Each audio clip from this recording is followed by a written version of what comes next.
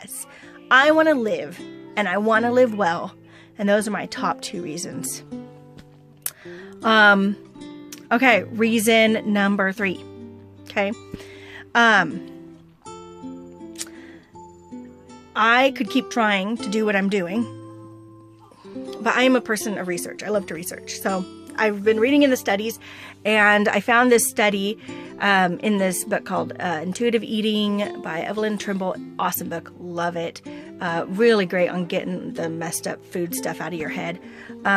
Anyway, so she says, she quotes this study, and it's in the footnotes, and I looked up, and it's all legit, that 97% of people, not overweight people, not people like me who are like 100 pounds overweight, but all overweight people that diet, 97% of them will gain all their weight back within 5 years that they lose in a diet. All of it. And a lot of them will gain more than they lost back. 97%. And in her book, she says something like, you know, if you went to a mechanic and 97% of the time what you had fixed broke again, would you keep going back to that mechanic? Or, you know, if you tried a supplement and 97% of the time it didn't work, would you keep buying that supplement? You know, there's so many things where 97% of the time it fails. Would you keep doing it? No! But yet we all spend our whole lives dieting. So anyway, her book on intuitive eating, it's fabulous. It teaches you how to live in a healthy way with food. And this is not a book review, but it helped me to stop gaining weight, which is huge because, you know, years ago I was gaining 10 pounds a month. That's a lot to be gaining a month, and it freaked me out. But anyway, I'm not gaining anymore, but I'm also not losing, and it's been years since I've been putting her book into practice. So a lot's gone right with my head since then. A lot of great changes. I love that book, but I'm not losing the weight. And that leads me to reason number 4. If you are over 100 pounds overweight, which I am, yay, then it is very hard, if not impossible, to lose that weight. Once you are over 100 pounds, your chances are so much lower than everybody else's. So if everybody else fails 97% of the time, what are my chances at 100 pounds overweight? Holy cow, right? So, I mean, yeah. So who knows? Maybe intuitive eating would work for you. But it's not going to work for someone like me, right? I mean, unless I'm just like, you know, super miracle person. But I haven't been so far, so, you know. Anyway, also, reason number... I've totally lost track. What am I on? 5? 4? So, anyway. Next reason. I think it's 5. I think I'm on reason 5. Is that... So, I told you years ago I was gaining 10 pounds a month. Well, it freaked me out. I ended up finding a 12-step group for overeaters, right? And I went to it, and I went to it faithfully, weekly, at least weekly, went to retreats, got a sponsor, and reported to my sponsor regularly. In the last few years, last 8 years, I was on it for 10 years. I forgot to mention that part. I did it for 10 years. And the last 7 years or something like that, I was doing it daily. I was calling my sponsor daily or texting my sponsor daily, pre-planning my food. And during that 10 years, from the very beginning, I gave up processed sugar. Okay. And then throughout the 10 years, I gave up other sugars like honey, and, you know, I just slowly gave up, and then the very end, I gave up all sugars, even artificial sugars. And at the very end, I gave up all carbs too. And for about 30 days, I was losing so much weight when I gave up all carbs and all sugars.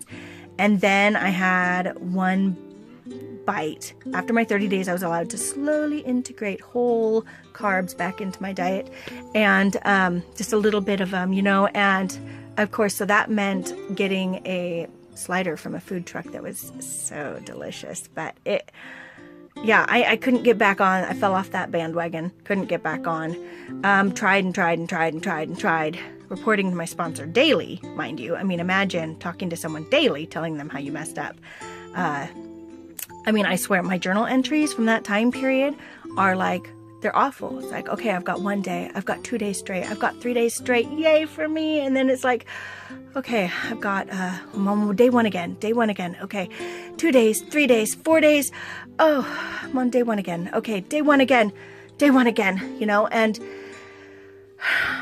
just, you know, trying to gather yourself back up again each time you fail, trying to tell yourself, I mean, they tell you in the 12-step group that when you fail, you shouldn't be surprised because we're prone to fail. We're human.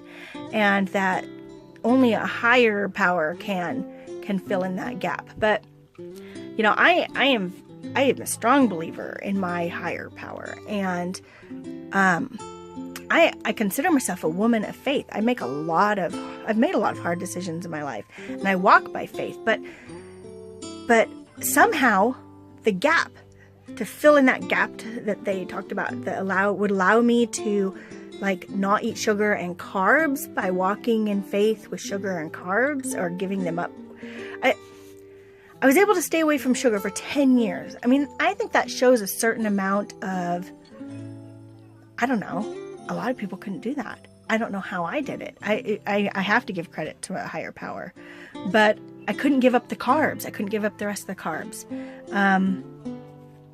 I failed over and over and over and over. And you know what?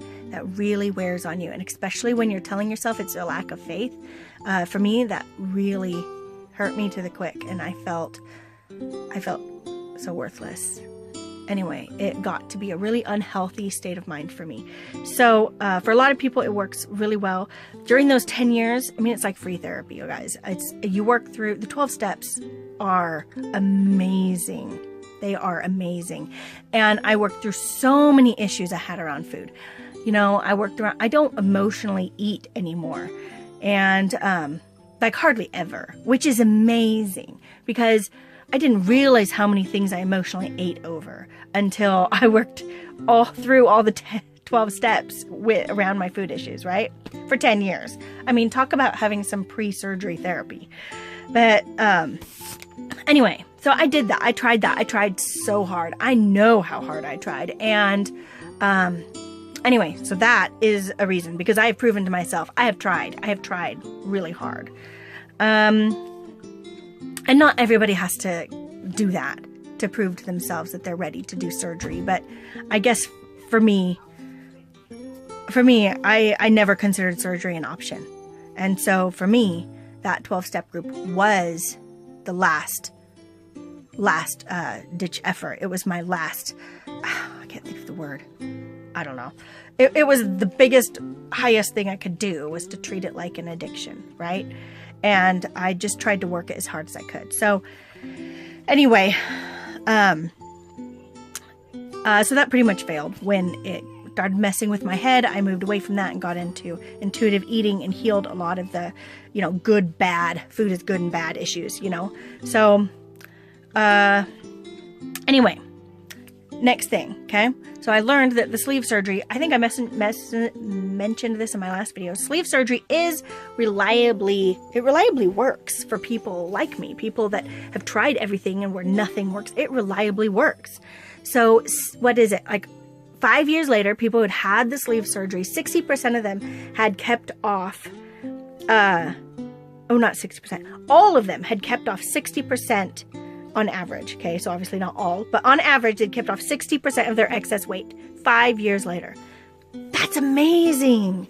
It's amazing. And they say it's a tool, right? So the harder you work with your tool in changing your eating habits and your exercise habits, the better it's going to work, is what they say, right? So that means that even with all these people having a really bad track record, it still really helped. Really, really helped them. Much more than any other diet ever had. And so anyway, that was impressive to me. Isn't that impressive to you?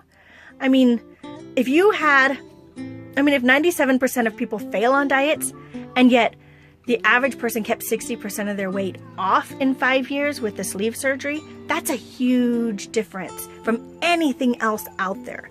All right, I'm not trying to convince everybody to go get surgery, but I think facts are something that really changed my mind. So, I mean, I told you I would never wanted to get surgery. Well, facts changed my mind.